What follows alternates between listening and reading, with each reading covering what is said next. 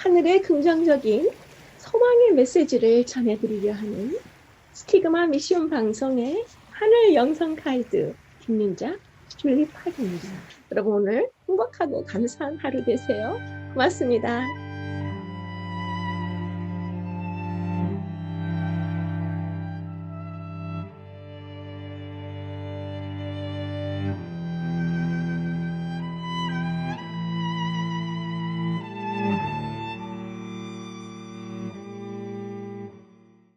안녕하세요. 오늘은 제 시과 휘장 가운데로 길을 여시임이라는 제목으로 공부하시겠습니다. 오늘 배우시는 이 시과에서는 우리가 예수님의 승천을 확실히 믿는다면 예수 그리스도로 인해서 우리가 이 땅에서도 하나님의 임재하심을 맛보면서 최고의 행복한 그런 영적 삶을 살 수 있다는 것이 오늘 시과의 결론입니다. 이제 시과에 들어가시기 전에 요즘에 그 뉴스로 매우 시끄러운 그 유럽의 전쟁의 뉴스에 대해서 우리가 잠시 또 시사적인 그런 그 인사를 잠깐 나누고 지나가면 좋을 것 같아요. 세계 제2차 대전 이후로 이렇게 전면전이 유럽에서 발생한 것은 지금 처음이죠. 그래서 굉장히 온 세계가 긴장하고 있는데요. 사실 이 우크라이나라는 나라는 그 1991년에 소련의 위성국가, 소련의 그 부속된 국가에서 이제 자치 독립을 하면서 종교적인 활동이 아주 왕성해진 나라입니다. 그래서 우크라이나는 러시안 올소독스나 그릭 올소독스, 즉 러시아 정교나 또 그리스 정교가 매우 발달한 나라죠. 그래서 어딜 가나 아름다운 그 그리스 정교나 러시아 정교의 성당들이 많이 있는데요. 특별히 기독교도 많이 이제 전파가 되었어요. 그래서 이번에 러시아가 침공한 이 우크라이나라는 나라는 우리 SDA 재림교회만 보더라도 740개 이상의 교회가 설립되어 있고요. 또 그 교회들을 통해서 약 43,000명의 침례교인들이, 재림교인들이 예배를 드리고 있는 그런 나라입니다. 특별히 그 나라의 수도인 키예브라는 그 도시에서는 이 재림교회의 그 교단이 학교들이 많이 있고요. 또 출판사와 그리고 의료센터가 있고 또 우크라이나라는 나라의 연합회가 세워져 있어요. 그래서 그 연합회 본부 건물이 바로 그 나라의 수도인 키예브에 위치해 있습니다. 그래서 지금 전면전으로 들어간 우크라이나라는 나라의 이 수도에서의 어려운 상황과 또 그 나라 전체의 모든 그리스도인들을 위해서 우리가 특별히 기도를 많이 드려야 할 그런 타임인 것 같습니다. 잠시 이런 시사 뉴스의 핵심과 아주 짧은 기초적인 상식을 잠깐 훑어보고 공부를 시작하도록 하겠습니다. 네, 지금 지도를 보시고 계시죠? 이것이 지금 유럽 지도인데요. 블라디미르 푸틴 러시아 대통령이 이렇게 우크라이나에 집착하는 데는 이 나라가 나토에 가입을 하려는 그런 의도를 막는다는 표면적 이유 외에 여러 가지 배경이 있어요. 지금 지도를 보시면 왼쪽 맨 위에 영국이 있고 또 위에 북유럽 세 나라가 있죠. 그 다음에 왼쪽으로는 이제 서유럽이 여러 나라가 있습니다.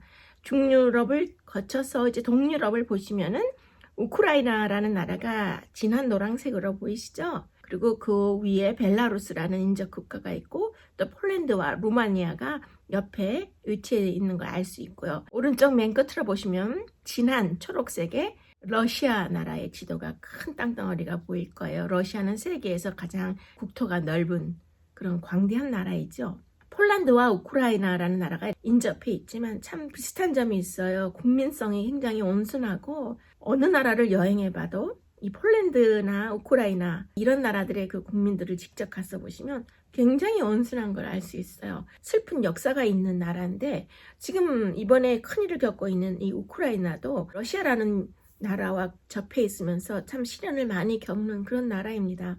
100만 명 이상의 그 폴란드 사람들이 우크라이나에 거주하고 있어요. 그래서 폴란드와 우크라이나는 서로 도와주고 또 연관이 깊이 되어 있는 그런 나라입니다. 그런데 인류 역사상 가장 많은 인명과 재산 피해를 남긴 전쟁으로 세계 제2차 대전을 우리가 기억할 수 있는데요. 지금 지도를 보시면 벨라루스와 우크라이나가 러시아의 오른쪽 끝에 같이 이렇게 붙어 있는 걸 볼 수 있는데, 러시아 사람들은 이 세 나라가 원래 한 나라였다고 생각을 해요. 그래서 유럽에서 가장 큰 국가였던 고대 루스라는 나라의 후손이라고 주장을 하는데, 이 고대 루스라는 그 나라는 키예프 공국으로, 키예프는 지금 우크라이나의 수도인 것을 알 수 있어요. 러시아 혁명의 주역이었던 트로츠키와 후르초프 전 소련 공산당 서기장들도 모두 우크라이나 출신이죠. 그래서 이 우크라이나라는 나라가 역사적으로나 실리적으로 그것을 빼앗고 싶은 1순위,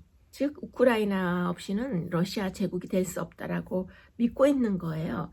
지금 탱크가 저렇게 우크라이나로 향해서 이동하는 것을 며칠 동안 이 매스컴에서 많이 보여주었죠. 18세에서 60세 사이에 우크라이나 남자 시민들은 모두 군대 총동원령을 내리고 출국을 금지시켰습니다. 그리고 국민에게 무기를 지급하면서 싸워달라고 호소하고 있는데요. 다친 여인의 모습이 보이는데요. 우크라이나 국민들이 2014년 친러 정권을 붕괴시키고 또 나토 가입 찬성 여론이 이 국민의 약 62%, 3분의 2가량이 이렇게 서방 국가에 이런 그 동맹을 이루기를 원하는 그런 의견이 팽팽하기 때문에 푸틴이 이렇게 더 침공을 한 것 같습니다. 붉은 화살표로 되어 있는 것이 침공을 할 때 여러 방면에서 전면전으로 이제 치고 들어가는 그런 사태가 벌어진 것인데요. 그래서 크림반도를 맨 아래 지도 밑에 보면 크리미아라고 써 있는 이제 그곳을 2014년 러시아가 무력으로 병합을 했어요. 적경지대인 우크라이나의 그 돈바스 지역에서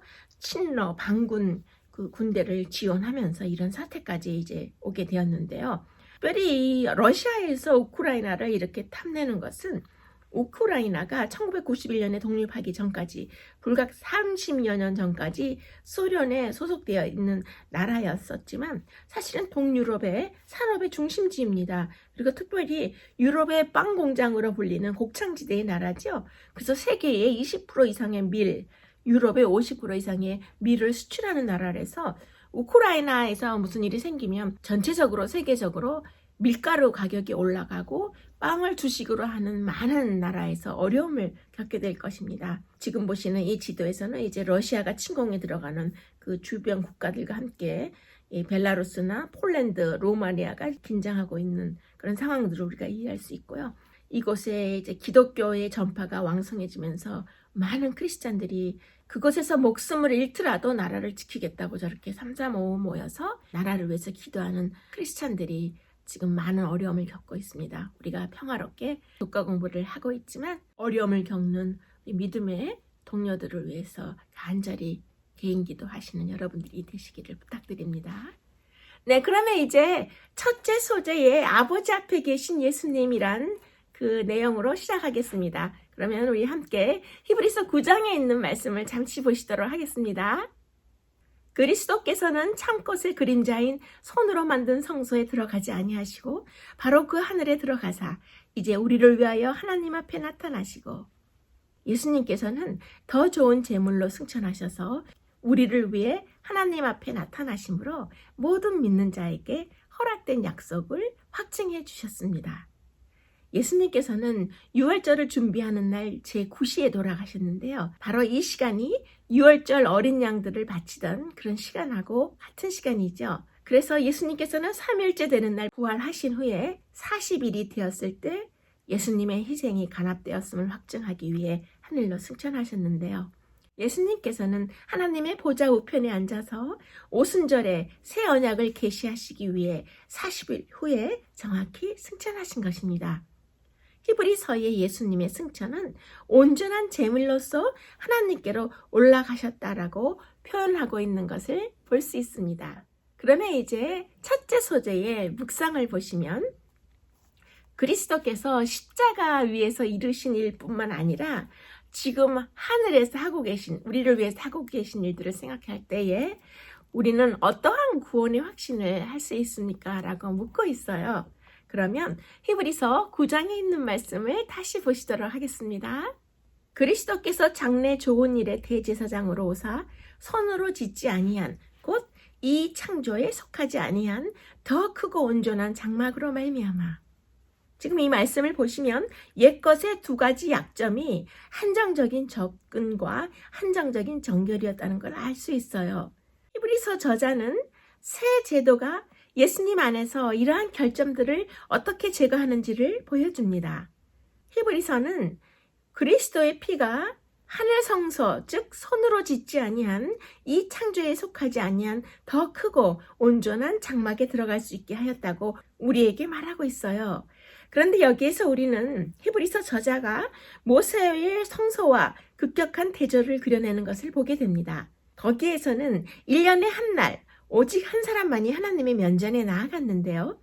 대제사장이 매년 대속제일 이 날에 지성소에 들어갔다고 하는 것조차도 그 실제 접근에 있어서는 더욱 제한적이었습니다. 그 대제사장이 봉사한 성소는 궁극적인 실체의 그림자에 불과하였기 때문이죠. 히브리서 10장 19절에서 선언하기를 우리가 예수의 피를 힘입어 성소에 들어갈 담력을 얻었나니라고 말씀하고 계시는 거예요. 그러면 이어서 히브리서 9장 12절을 보시겠습니다. 오직 자기 피로 영원한 속죄를 이루사 단번에 성소에 들어가셨느니라. 그 당시 대제사장들은 매년 오직 하루만 그 특권들을 가졌던 것에 비해서 우리는 그것을 1년 내내 가지고 있습니다. 창것의 모형에 불과했던 지성소에 대제사장들은 한 번만 들어간 반면에 우리는 하늘의 실체에 언제든지 들어갈 수 있는 것입니다. 그래서 우리가 하늘의 성소에 나아갈 때에 두려움이나 움츠림이나 또 굽실거리면서 가는 것이 아니고 담대히 나아갈 수 있는 것입니다. 우리의 거룩한 담대함은 우리 자신에게 달려있지 않고 예수 그리스도에 관한 두 가지 사실들에 달려있는데요. 첫째는 그리스도께서 우리를 이해하시는 것입니다. 우리의 크신 대제사장이신 예수께서는 고통을 이해하시고 우리에게 가장 필요한 것이 무엇인지를 아시는 것입니다. 둘째로 예수님의 피로써 인간과 하나님 사이를 분리시켰던 예전의 장벽들을 무너뜨리셨는데요. 그의 피는 죄로부터의 충분하고도 완전한 정결을 제공하는 것입니다.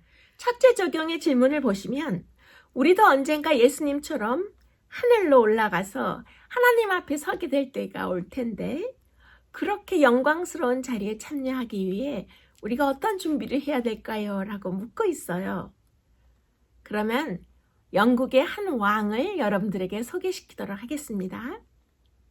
대영 제국의 가누투라고 하는 유명한 왕이 있었어요.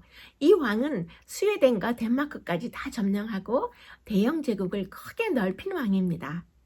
모든 사람들과 신하들은 이 왕에게 면류관을 씌워주면서 이제 온 천하에 우리 왕의 명령을 거역할 자는 아무도 없습니다 라고 말하면서 가누트 왕을 경배하고 그 앞에서 아첨을 했어요. 이 말을 들은 왕이 신하들을 데리고 바닷가에 가서 소리를 질렀습니다. 바다야, 조용히 해라. 그런데 그 바다가 그 말을 듣고 조용했겠습니까? 그래서 가누트 왕은 이렇게 말했어요. 이 땅에 바다를 고요하게 할 수 있는 자가 있느냐? 오직 여호와 하나님만이 저 바다를 고요하게 하실 수 있는 것 아니냐? 이 세상에 참된 왕은 없느니라. 예수 그리스도 여호와 하나님만이 참된 왕이시니라 라는 말을 했어요. 그 말을 남긴 후에 가누트 왕은 머리에서 조용히 왕관을 벗어서 내려놓고 한평생 왕으로서 왕관을 쓰지 않겠노라고 했습니다.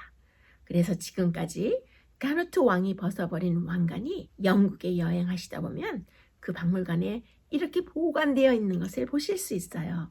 누구도 이 땅에서 하나님의 영광을 가로챌 수 없습니다. 영광을 받으실 분은 오직 여호와 하나님 한 분뿐인 것입니다.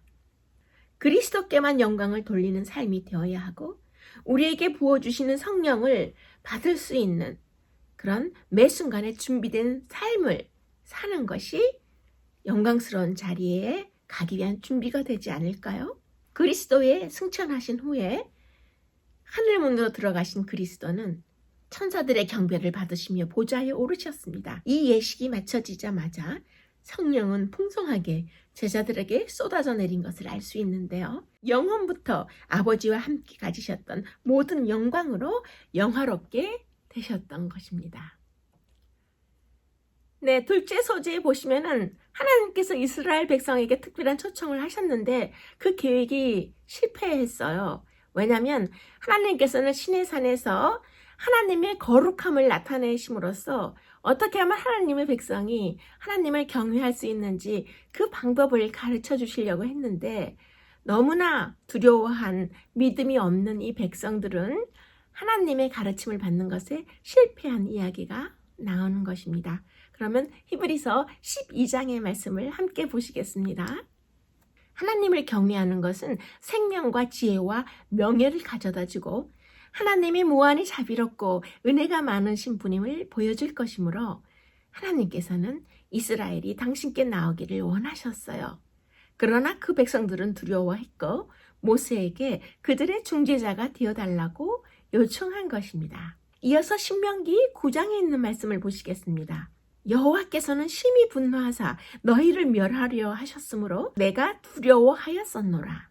시내산에서 일어난 사건들에 대해서 지금 여기에 히브리서의 기록은 주로 백성들의 믿음의 부족과 금송아지 사건의 반역, 그리고 그들의 죄 때문에 자신이 하나님 만나기를 두려워했던 모세의 기억을 인용한 그런 말씀입니다. 그 모든 일들은 그들이 믿음이 없었기 때문에 내가 애굽 사람에게 어떻게 행하였음과 내가 어떻게 독수리 날개로 너희를 업어 내게로 인도하였음을 너희가 보았느니라 라고 말씀하셨던 하나님의 그 음성을 실제로 믿지 않았음을 이 말씀에서 엿볼 수 있는 것입니다. 둘째 소재의 적용의 질문을 보시면 하나님 앞으로 나아오는 초청에 우리가 주저하게 되는 것은 어떤 우리가 더 하나님을 친밀하게 뵐 수 있는 그런 믿음을 길러야 할까요? 그렇게 해서 하나님을 두려워하지 않을 수 있을까요? 라고 중요한 질문을 묻고 있습니다. 저는 이 질문을 위해서 출애굽기 33장을 여러분들께 소개해 드리도록 하겠습니다. 모세가 가로되 주의 영광을 내게 보이소서. 구약의 출애굽기에 따르면 이 사건이 일어나기 수세기 전에 하나님께서 구름 속에서 시내산에 임하셨죠. 구름 속에서 하나님의 음성이 들려오자 모든 사람이 무서워 벌벌 떨었는데요. 시내산에서 하나님은 구름의 형태로 강림하셨던 것입니다. 이것을 우리가 쉐키나의 영광이라고 부르는데요. 하나님의 직접적인 임재였으며 이스라엘 백성들은 이런 임재가 극히 위험하다는 사실을 알고 있었습니다. 모세는 하나님의 영광을 직접적으로 볼 수 없었지만 그 근처에만 갔는데도 모세의 얼굴이 하나님의 영광을 반사하여 환히 빛났던 것을 출애굽기 33장에서 자세히 볼 수 있습니다. 그러면 출애굽기 33장 20절을 이어서 보겠습니다. 내가 내 얼굴을 보지 못하리니 나를 보고 살 자가 없음이니라. 그때 모세는 산꼭대기로 올라가서 하나님의 영광을 보여달라고 간청했지요. 주의 영광을 내게 보이소서라고 부르짖었을 때 하나님이 말씀하시기를 내가 내 얼굴을 보지 못하리니 나를 보고 살 자가 없음이니라 라고 말씀하신 거예요. 나를 보고 살 자가 없음이니라 라고 하나님께서 모세에게 하신 이 말씀은 신과 인간 사이에 무한한 격차가 있다는 뜻입니다. 너희는 나의 실제를 감당할 수 없다. 너희는 나의 거룩함과 영광을 견뎌낼 수 없고 나를 직접 보면 죽을 수밖에 없다라고 말씀하시는 것입니다. 여기에서 그럼 우리가 잠깐 구약의 시내산과 신약의 변화산 사건을 비교해 보도록 하겠습니다. 그러면 마가복음 9장 2절에서 4절 말씀을 보시겠습니다. 예수께서 베드로와 야고보와 요한을 데리시고 따로 높은 산에 올라가셨더니 그들 앞에서 변형되사 그 옷이 강체가 나며 세상에서 빨래하는 자가 그렇게 희귀할 수 없을 만큼 매우 희어졌더라. 이에 엘리야가 모세와 함께 그들에게 나타나. 이제 수십 세기가 지나서 또 다른 산에서 하나님의 영광이 다시 나타난 거예요. 눈부신 광채 때문에 예수님의 옷이 더 이상 그렇게 희어질 수 없을 만큼 매우 희어졌다고 했는데요. 산꼭대기, 구름 속에서 들려오는 음성, 심지어 모세의 출현까지 매우 비슷합니다. 시내산의 사건이 재현된 것일까요? 그렇진 않죠. 시내산의 사건과 지금 여기에 변화산의 사건에는 결정적인 차이점이 있습니다. 시내산에서는 일어나지 않은 일이 지금 여기 변화산에서는 일어났는데요. 베드로와 야고보와 요한이 인간으로서 하나님의 면전에 서고도 죽지 않은 것입니다. 예수님은 인간의 모습을 한 하나님의 영광 그 자체셨는데요. 히브리서 기자는 히브리서 1장 3절에서 이는 하나님의 영광의 광채시요 그 본체의 형상이시라 라고 말하고 있어요. 모세는 달이 태양빛을 반사하듯이 그렇게 하나님의 영광을 반사했지만 예수 그리스도께서는 지금 이곳 변화산에서 하나님의 지극한 영광을 스스로 만들어내셨던 것입니다. 베드로가 예수께 고하되 라피여 우리가 여기 있는 것이 좋사오니 초막 셋을 짓되 하나는 주를 위하여 하나는 모세를 위하여 하나는 엘리야를 위하여 하사이다 하니 이는 그들이 몹시 무서워하므로 그가 무슨 말을 할지 알지 못함이더라. 베드로는 너무 무서운 나머지 자신이 무슨 말을 하는지도 몰랐고 더듬거리며 말했습니다. 우리로서는 도무지 이해할 수 없는 말이죠. 베드로가 왜 초막을 짓게 해달라고 생뚱맞은 언급을 했는지 이 말의 의미를 한번 살펴보도록 하겠습니다. 여기에서 초막으로 번역된 단어는 원래 성막이라는 단어에 해당하는 헬라어입니다. 하나님의 영광이 시내산에 임한 뒤에 히브리 백성들은 성막을 지었어요. 왜 그랬을까요? 대부분의 종교는 신과 인간 사이에 어떤 식으로든 격차가 있다고 믿는데요. 그래서 많은 종교가 신전을 세우지요. 보통 인간은 신의 임재를 견뎌낼 수 없기 때문에 이 신전 안에서 신과 인간 사이의 중재자인 제사장이 희생 제물을 바치고 의식을 행합니다. 따라서 베드로의 말을 해석하자면 우리를 위해서 하나님의 임재로부터 우리를 보호해줄 성막이 필요합니다 라고 요청한 것이죠. 이제 마가복음 9장 8절을 보시겠습니다. 문득 둘러보니 아무도 보이지 아니하고 오직 예수와 자기들 뿐이었더라. 베드로가 이 말을 하는 즉시 구름이 나타나서 예수님과 모세와 엘리야를 뒤덮었어요. 베드로와 야고보와 요한은 하나님의 임재 안에 있었지만 그들은 죽지 않았습니다. 왜 그랬을까요? 문득 둘러보니 아무도 보이지 아니하고 오직 예수와 자기들 뿐이었더라 라고 지금 말씀하고 계시는데요. 모세와 엘리야는 사라지고 예수님이 하나님과 인간 사이에 다리 역할을 하셨기 때문입니다. 엘리야와 모세, 아니 그 어떤 인간도 대신할 수 없는 역할을 예수님이 하신 것입니다. 마침 구름이 와서 그들을 덮으며 구름 속에서 소리가 나되 이는 내 사랑하는 아들이니 너희는 그의 말을 들으라 하는지라. 구름이 내려왔을 때 제자들은 죽지 않았을 뿐만 아니라 하나님의 영광에 둘러싸였고 예수님 공생의 시작의 초반부에 예수님이 침례를 받으셨던 때처럼 제자들은 아버지 하나님이 아들에게 쏟아내시는 사랑의 표현을 그들의 두 귀로 들었습니다. 그러다 갑자기 구름이 사라지고 제자들은 눈부신 광채가 사라진 산꼭대기에서 어리둥절한 표정으로 서 있었던 것입니다. 야고보와 베드로와 요한은 바로 하나님의 예배를 여기서 경험한 것입니다. 우리의 예배는 우리가 알게 모르게 내면 깊은 곳에서 우리가 갈망하는 것을 맛보는 것입니다. 그래서 변화산 사건은 단지 제자들에게 예수님의 신성을 확신시키기 위한 그런 기적만이 아니었고 미래의 고난에 큰 시험에 이겨서 그것을 당해낼 수 있는 힘을 얻기 위한 거룩한 예배의 경험이 되었던 것입니다. C.S. 루이스 박사는 그의 유명한 영광의 무게 The Weight of Glory라는 저서에서 다음과 같이 말했습니다. 이 우주에서 나그네 취급을 받는 우리 모든 인간의 느낌을 우리가 가질 때마다 하나님 영광의 약속은 더없이 소중하다. 영광이 하나님의 좋은 관계, 하나님의 인정, 하나님의 칭찬, 그리고 하나님의 환영을 의미하기 때문이다. 우리가 평생 두드려왔던 문이 마침내 열릴 것이고 신약과 히브리서의 말씀은 언젠가 반드시 우리가 하나님의 영광 속에 들어갈 것이다 라고 말하고 있다 라고 증언을 했어요.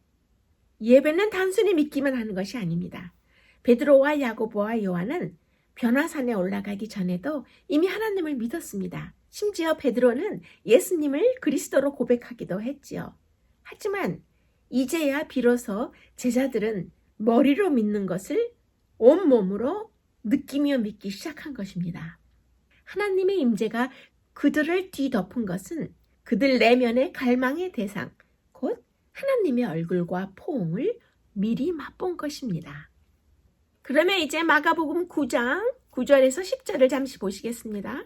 그들이 산에서 내려올 때에 예수께서 경고하시되 인자가 죽은 자 가운데서 살아날 때까지는 본 곳을 아무에게도 이르지 말라 하시니 그들이 이 말씀을 마음에 두며 서로 문의하되 죽은 자 가운데서 살아나는 것이 무엇일까 하고, 예수님은 산을 내려오는 길에 제자들에게 신신당부하셨습니다.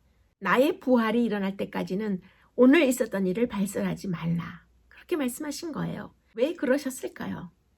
변화산의 모습은 부활의 맛보기일 뿐이고 전체적인 의미는 부활과 예수님의 재림 후에야 분명해지기 때문이었습니다. 그러나 한 가지는 분명했습니다. 예수님이 부활을 말씀하신 것은 곧 그분이 돌아가신다는 뜻이었고 메시아이시지만 고난을 받고 죽을 것을 확인해 주신 것입니다. 그런데 하나님 아버지께서 그분의 임재, 즉 빛과 쉐키나 영광과 또 하나님의 음성으로 예수님을 뒤덮어서 훨씬 더 큰 십자가의 시험을 준비시키셨습니다. 이 변화산의 사건으로 인해서 예수님만 강해지신 것이 아니죠. 제자들도 주님이 떠나신 후에 겪어야 되는 많은 고난과 시험에 대비하여 더욱 강해진 것입니다. 여러분께서는 이런 경험을 해보셨는지요? 누군가의 연민과 사랑 덕분에 고난을 이길 힘을 얻었던 적이 있습니까? 누군가의 무조건적인 인정과 격려로 두려움이 대단한 결단으로 변했던 적이 있으신지요? 우리는 우리 자신의 나약함을 고백하고 믿음 없음을 회개하고 하나님을 추구하는 예배를 통해서 하나님의 면전으로 나아갈 수 있습니다. 하나님이 예수님을 통해 행하셨고 지금도 행하고 계신 일을 우리는 우리의 믿음의 마음으로 똑똑히 봐야 하는 것입니다. 머리로 아는 하나님의 사랑을 몸으로도 느껴야 하는 것입니다. 말만 들어서는 누군가가 얼마나 매력적인지 실감할 수 없어요.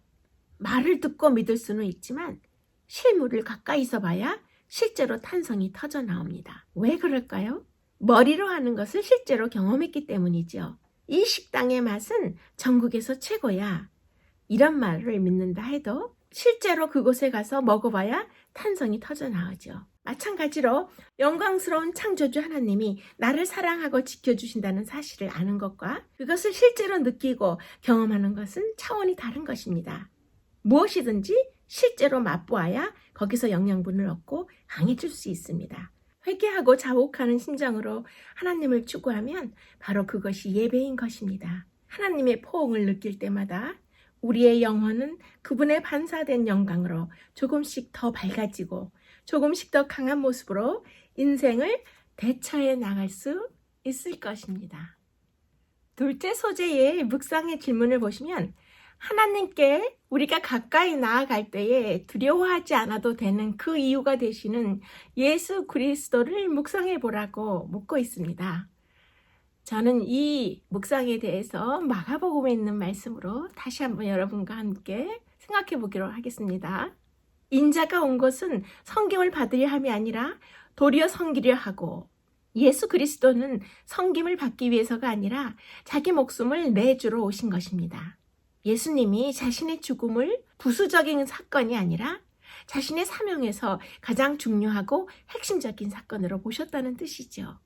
이것은 예수님께서 다른 모든 주요 종교의 창시자와 결정적으로 다른 점이죠. 모든 종교의 창시자들의 목적은 모범적으로 사는 것이었어요. 하지만 예수님의 목적은 희생 제물로 죽는 것이었습니다. 그래서 예수님께서 인자가 온 것은 이라는 단어를 선택하신 것은 그분이 이 땅에 태어나기 전부터 존재하셨다는 사실을 은연중에 나타내신 것입니다.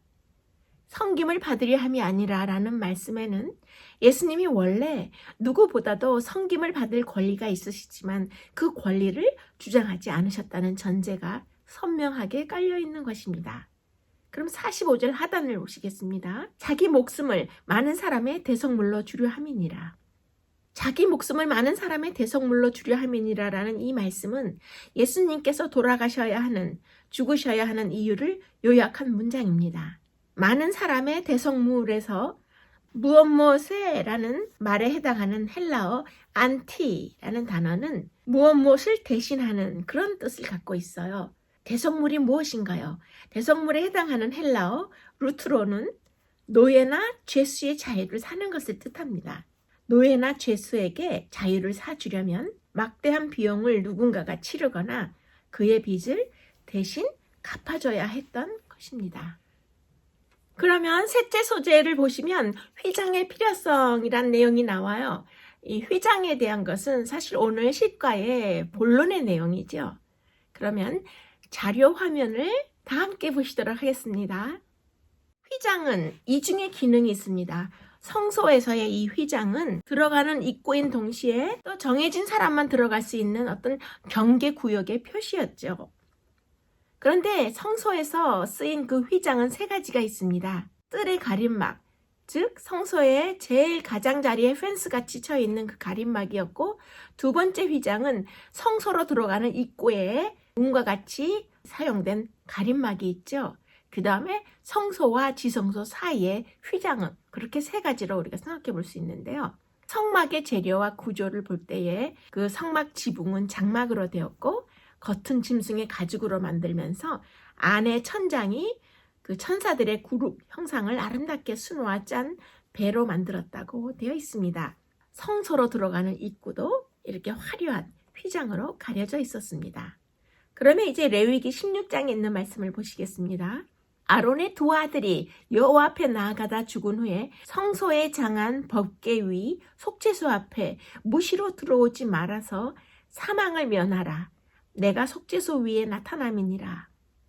여기서 우리가 휘장의 필요성을 알 수 있습니다. 성소의 휘장은 제사장들이 거룩하신 하나님 앞에서 봉사하는 동안 그들을 하나님의 임재에서 보호하는 것이었죠. 예수님께서 성육신 하셔서 이 땅에 오셨을 때 우리를 위한 휘장이 되어주심으로써 하나님께서는 그분의 장막을 우리 가운데 치시고 우리가 하나님의 영광을 직접 바라볼 수 있게 하신 것입니다. 고린도후서 6장을 보시겠습니다. 우리는 살아계신 하나님의 성전이라. 장막이라는 말은 히브리서에서 두 가지를 나타내죠. 첫째는 그리스도께서 현재 우리를 위해 섬기고 계신 하늘의 장소이고, 둘째는 하나님의 백성들의 마음이죠. 예수 그리스도께서는 하나님 아버지 앞에서 우리를 대표하기 위해 하늘에 들어가셨을 뿐만 아니라 현재 우리 안에 살기 위해서 오신 것입니다. 그러면 이제 마가복음 15장 39절을 보시겠습니다. 예수를 향하여 섰던 백부장이 그렇게 숨지심을 보고 이르되 이 사람은 진실로 하나님의 아들이었도다 하더라. 마가는 찢어진 휘장의 의미를 확실히 알리고자 이 의미를 처음으로 깨달은 인물을 곧바로 소개하고 있죠. 바로 백부장이었습니다. 이 사람은 진실로 하나님의 아들이었도다. 이렇게 고백하는 것은 대단한 고백이었던 것을 이 시간이 이를 때까지 어떤 인간도 예수님을 그렇게 부르지 않았던 것으로 미루어 볼 수 있습니다. 정작 그분의 신성을 처음으로 이해한 사람은 그분의 죽음을 주도했던 로마 제국의 백부장이었습니다. 게다가 그는 로마 사람이었어요. 그 당시에 로마인들은 신의 아들이라 부를 수 있는 사람은 오직 로마 황제 가이사 시저뿐이었는데요. 이 백부장은 예수님께 그 칭호를 붙인 거예요. 사실 이 백부장은 아주 차갑고 냉혹한 인간이었습니다. 그 당시에 로마 제국의 백부장들은 장교로 인관된 귀족이 아니라 쫄병에서 시작해서 한 단계씩 올라온 거친 사람들이었어요. 그래서 죽음을 많이 목격했을 뿐만 아니라 자기 자신이 직접 사람을 많이 죽이기도 했습니다. 따라서 지금 여기에 이 백부장도 우리가 상상하는 것보다 훨씬 더 잔인한 그런 사람이었을 것입니다. 무정하고 잔혹한 인물이었지만 뭔가가 그의 영적 어둠을 깨뜨렸던 것인데요.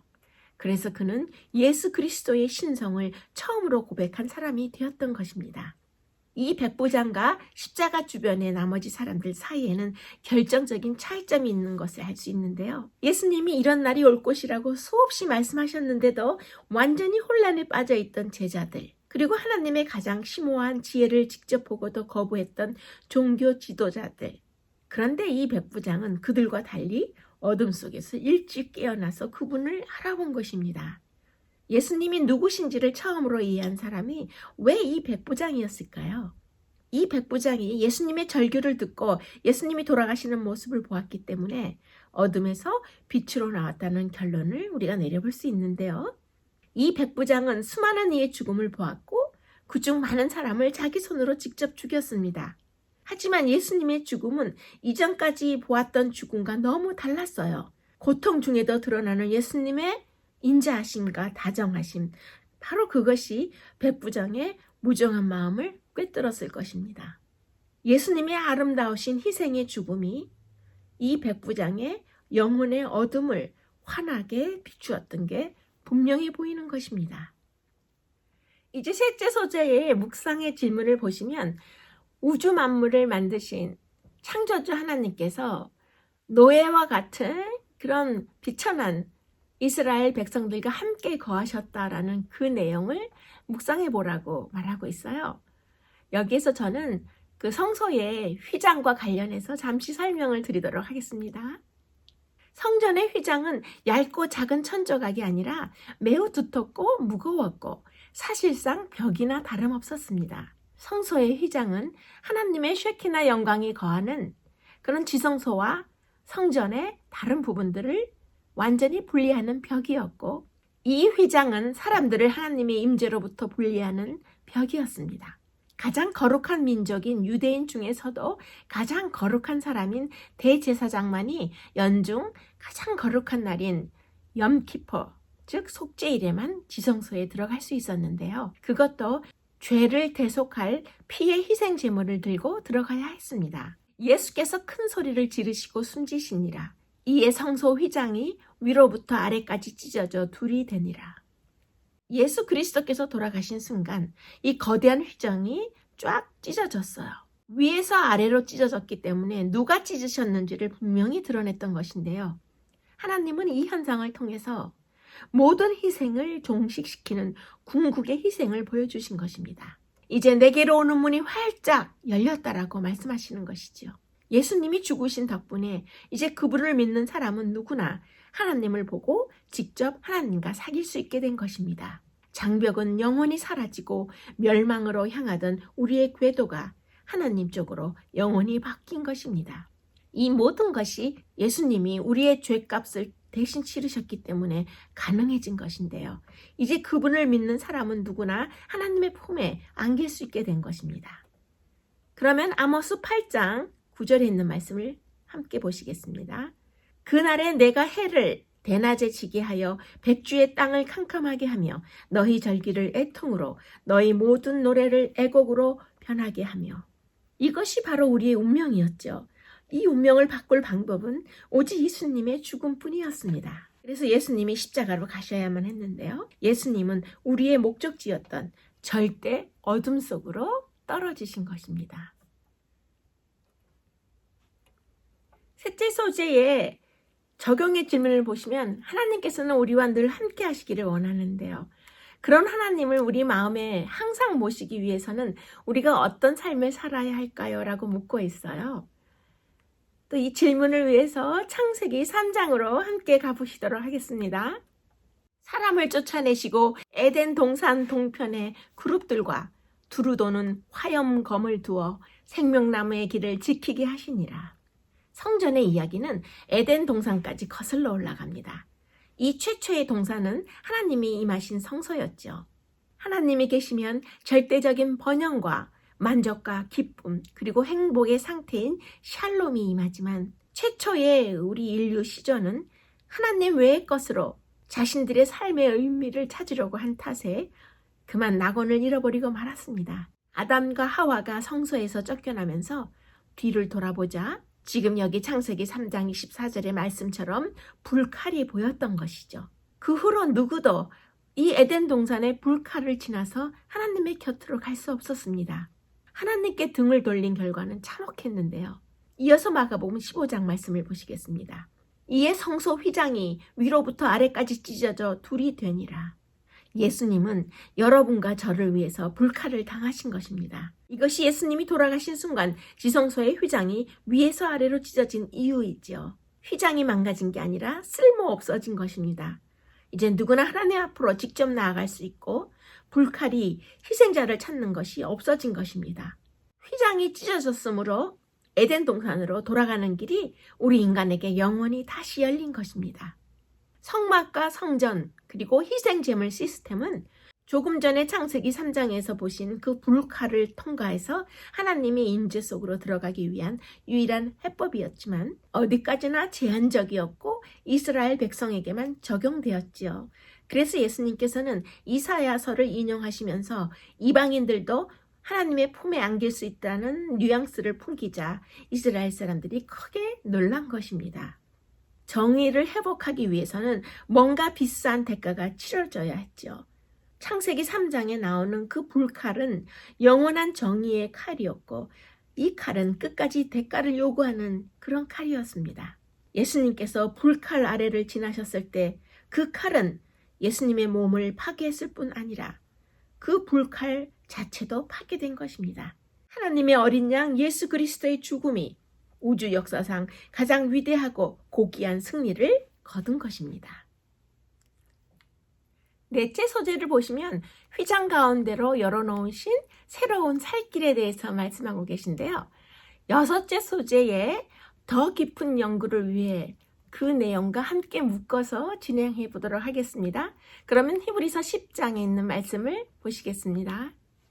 우리가 예수의 피를 힘입어 성소에 들어갈 담력을 얻었나니 그 길은 우리를 위하여 휘장 가운데로 열어놓으신 새롭고 산 길이요 휘장은 곧 저의 육체니라. 이제 우리는 예수님을 통해서 담대히 하나님 앞으로 나아갈 수 있는 특권을 갖고 있습니다. 하나님의 독생자께서는 친히 인간의 성품을 취하셨고 이 세상과 하늘 사이에 당신의 십자가를 세우셨습니다. 이 십자가를 통해서 인간이 하나님께 가까이 나아갈 수 있게 되었고 하나님께서는 인간에게 가까이 접근할 수 있게 되신 것입니다. 예수님께서 하늘로 올라가신 후에 제자들이 감난산에서 돌아왔을 때 그들의 마음은 기쁨과 환희로 가득했습니다. 예수님께서 그들이 있을 곳을 예비하기 위해 하늘로 올라가신 것을 확신한 것입니다. 예수님께서 승천하신 것은 히브리서 신학의 중심입니다. 그것은 예수님의 통치의 시작을 알릴 뿐만 아니라 우리를 위한 예수님의 대제사장 사역의 시작을 나타내는 것이죠. 예수님의 승천은 믿음으로 담대하게 하나님 앞으로 나아올 수 있도록 하는 새 언약이 언제 시작되었는지를 우리에게 알려주는 것입니다. 히브리서의 성소 언어에 대한 재림교인들의 관심은 우리가 이 봉사가 두 부분으로 뚜렷이 나눠진다고 이해하는 것입니다. 첫째 칸 성소에서 시작해서 1844년까지 계속된 그리스도의 중보 사역이 이제 1844년 이후로 그리스도께서는 구약의 대속죄일의 활동들이 가리키는 둘째 칸, 즉 지성소에서의 봉사에 예수님께서 종사하고 계신 것을 우리가 믿음으로 알 수 있는 것입니다. 넷째 소재의 적용의 질문을 보시면 예수님께서 열어주신 이런 새로운 길을 통해서 하나님 앞으로 나아가서 우리가 구원의 은혜를 받을 수 있는 그런 특별한 간구를 할 수 있도록 우리에게 묻고 있어요. 그러면 여기에서 저는 특별히 수로보니게 여인의 사건을 여러분과 함께 묵상해 보기로 하겠습니다. 더러운 귀신 들린 어린 딸을 둔 한 여자가 예수의 소문을 듣고 곧 와서 그 발 아래 엎드리니 그 여자는 헬라인이요 수로보니게 족속이라. 예수님은 늘 유대 지방에서 활동하셨는데요. 무수히 많은 사람이 몰려들자 녹초가 되셨죠. 그래서 조금 쉬시기 위해서 유대 지방을 떠나서 갈릴리 지방에 두로로 가셨습니다. 하지만 그곳에서도 쉼은 허락되지 않았는데요. 예수님께서 오신다는 소식을 듣고 한 여인이 과감히 찾아온 것입니다. 이 여인이 바로 수로보니게 사람이었는데요.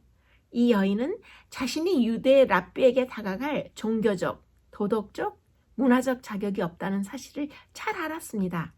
그녀는 이방 민족이었고 또 그녀의 딸은 더러운 귀신에 들려 있었어요. 당시의 어떤 기준으로 봐도 랍비는커녕 평범한 유대인에게조차 다가갈 수 없는 그런 부정한 사람으로 여겨졌어요. 하지만 이 여인은 상관하지 않았습니다. 겁이 많은 부모든 용기가 많은 부모든 한 가지 공통점이 있는데요. 자녀가 위험에 빠졌을 때는 물불을 가리지 않는 용기가 생긴다는 것이죠. 자녀의 위험을 보면 모든 부모는 눈이 뒤집히는데요. 절박해진 어머니를 막을 힘은 세상에 없는 것 같습니다. 그러면 이어서 27절을 보시겠습니다. 예수께서 이르시되 자녀로 먼저 배불리 먹게 할지니 자녀의 떡을 취하여 개들에게 던짐이 마땅치 아니하니라.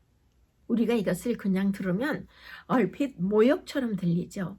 요즘에는 많은 사람들이 개를 사랑하고 키우지만 당시에는 개라는 말의 표현은 지독한 모욕이었어요. 그렇다면 예수님께서 일부러 이 여인을 모욕하시기 위해서 이렇게 표현하셨을까요? 그렇지 않은 것 같아요. 예수님은 이 말씀을 비유로 말씀하신 것이죠.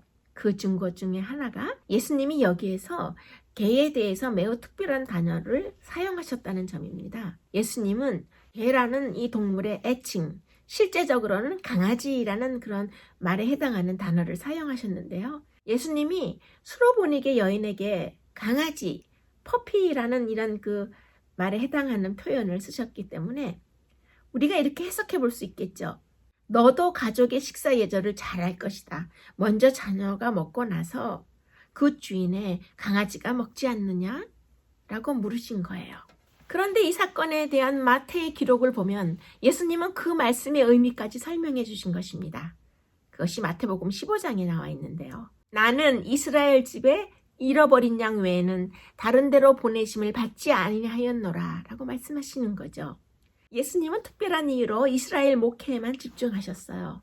예수님께서는 자신이 모든 약속의 성취요 모든 선지자와 제사장과 왕의 완성임을 이스라엘 백성들에게 보여주기 위해 이 땅에 오셨는데요.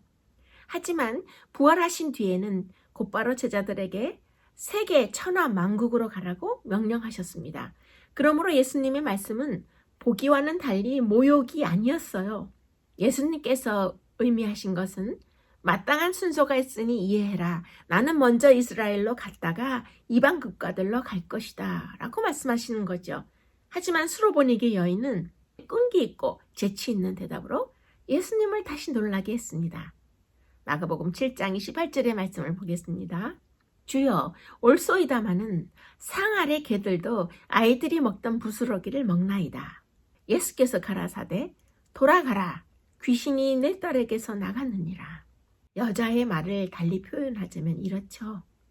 예수님, 저도 압니다. 그러나 개도 그 상에서 먹지 않습니까? 저도 그러기 위해서 여기 왔습니다. 그래서 이 디너 테이블에 제 자리는 없습니다. 이 점을 저도 인정합니다. 그런데 여러분 놀랍지 않습니까? 이 여인은 전혀 기분 나빠하지 않는 거예요. 주님이시여 맞습니다. 이 상에 제 자리는 없을지도 모르겠습니다. 하지만 이 테이블의 음식은 세상 모든 사람이 다 먹고도 남을 만큼 풍성한 줄로 믿습니다. 주님이시여 저도 먹고 싶습니다. 예의 바르면서도 대담한 이 여인의 태도가 하나님께 간구하는 우리 모든 인간의 롤 모델의 모습인 것입니다. 이 여인은 권리가 없지만 과감하게 자기 몫을 주장할 줄을 알았습니다. 수로보니게 여인은 이스라엘 메시아의 목적을 이스라엘 사람 누구보다도 더 잘 이해하고 있는 듯합니다. 이 여인의 탐욕과 끈기는 예수님의 족하심과 풍부하심을 굳게 믿는다는 증거인데요. 이 여인은 제자들과 이스라엘을 위한 예수님의 공급하심이 이방인인 자기 자신에게도 돌아올 몫이 있을 만큼 차고 넘친다는 사실을 믿어 의심치 않았던 것입니다. 예수님의 사명을 정확하게 이해하고 예수님의 확실한 칭찬을 받을 수 있었던 것입니다. 수로보니게 여인처럼 하나님의 사랑과 구원을 받았다는 것이 우리가 하나님께 간구할 수 있는 이유가 되는 것입니다. 절대 피해갈 수 없는 소원이 바위처럼 내 마음에 버티고 있으면 우리는 흔들리지 않는 마음으로 정신을 바짝 차리고 쉬지 않고 기도의 싸움을 쌓을 수 있는 것입니다. 우리의 간절한 소원은 끊임없는 탄원의 무기를 우리의 기도의 손에 쥐어주고 불굴의 용기와 무적의 능력의 옷을 우리 기도 위에 입혀주는 것입니다. 방금 들으신 이 수로보니게 여인은 강렬하고 대담하고 끈질긴 불굴의 소원이 무엇인지를 잘 보여주는 사람입니다. 이 끈질긴 여인에게는 장애물을 극복하고 자기 목적을 이룰 만큼 강렬한 소원이 있었는데요. 만일 그녀의 소원이 그토록 강하지 않았다면 그 어려운 장애물을 감히 극복하지 못했을 것입니다. 다섯째 소재에 그들이 하나님의 얼굴을 보게 됨이라는 내용이 나오는데요. 하나님의 임재 안으로 들어가는 것이 까마득한 미래의 일일 뿐만 아니라 사실은 예수 그리스도를 통해서 이미 예수님의 임재 안에 오늘 현재 우리가 들어갈 수 있다는 그런 내용입니다. 그러면 골로새서 3장의 말씀을 다 함께 보시도록 하겠습니다. 너희가 그리스도와 함께 다시 살리심을 받았으면 위의 것을 찾으라. 거기는 그리스도께서 하나님 우편에 앉아 계시느니라.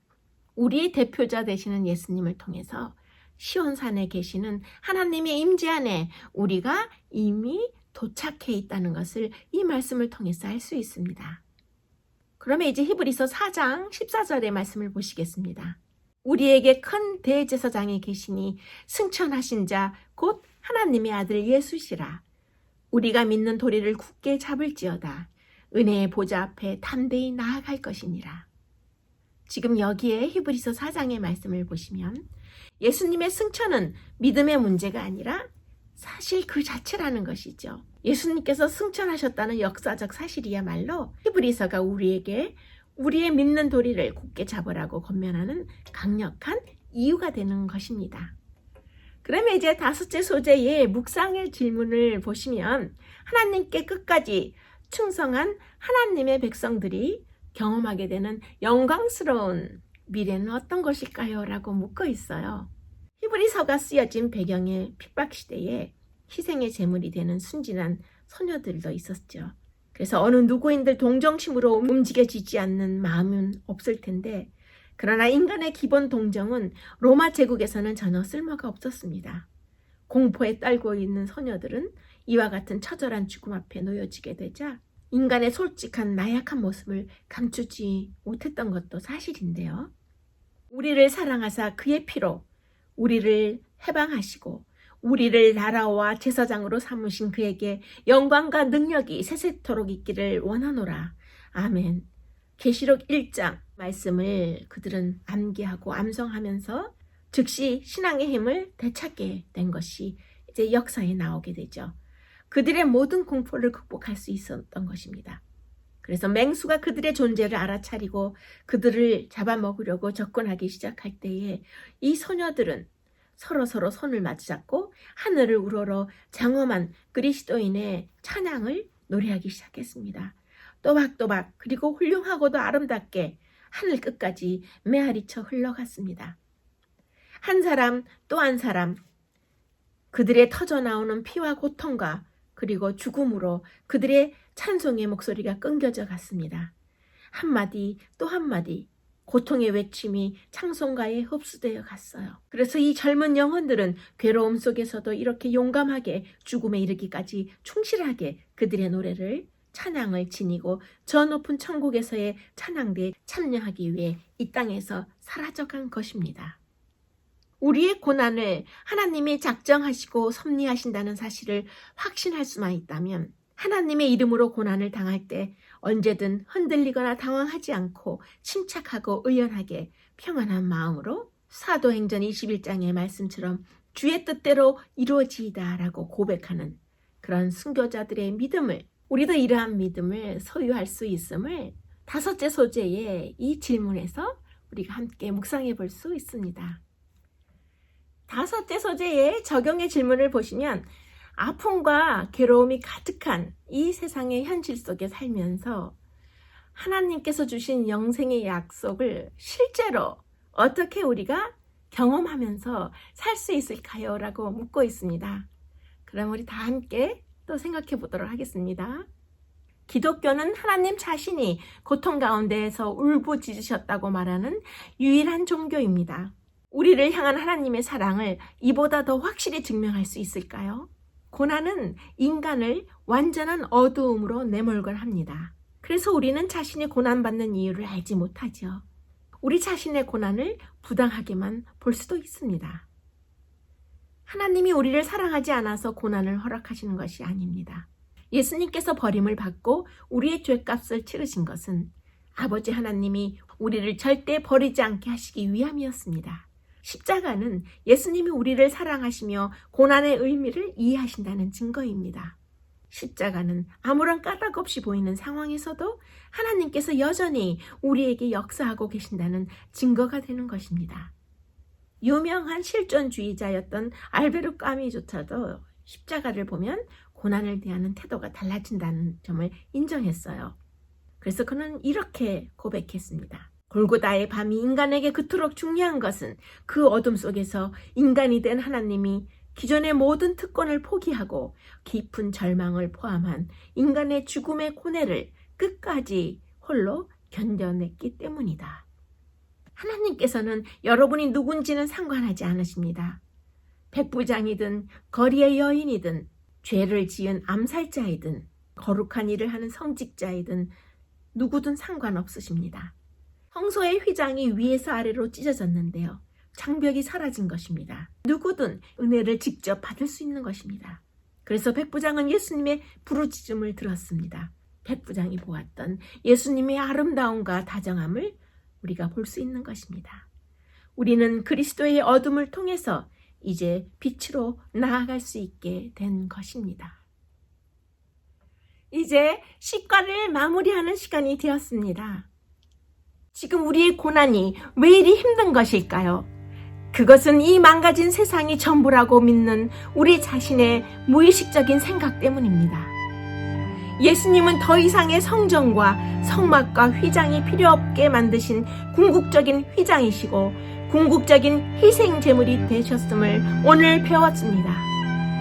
우리를 향한 무한한 사랑 탓에 아버지의 무한한 사랑을 잃어버리신 예수님, 그분을 보면 우리의 무정한 마음이 녹아내릴 것입니다. 하나님으로부터 멀어지게 만들던 모든 것들로부터 우리는 마침내 해방될 것입니다. 예수님은 엄청난 몸값을 치르기 위해 이 땅에 오셨습니다.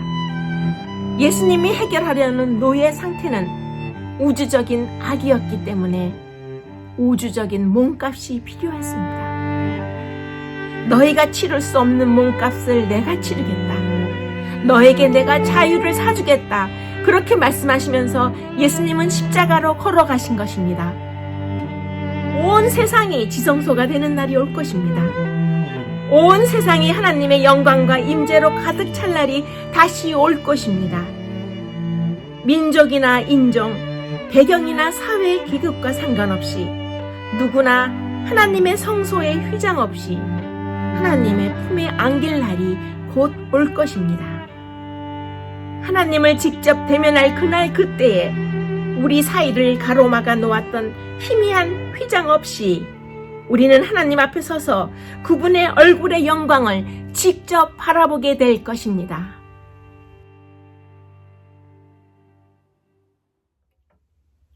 다음 주에는 제11과 믿음의 주여 온전케 하시는 그리스도에 대한 내용으로 여러분들을 다시 찾아뵙겠습니다.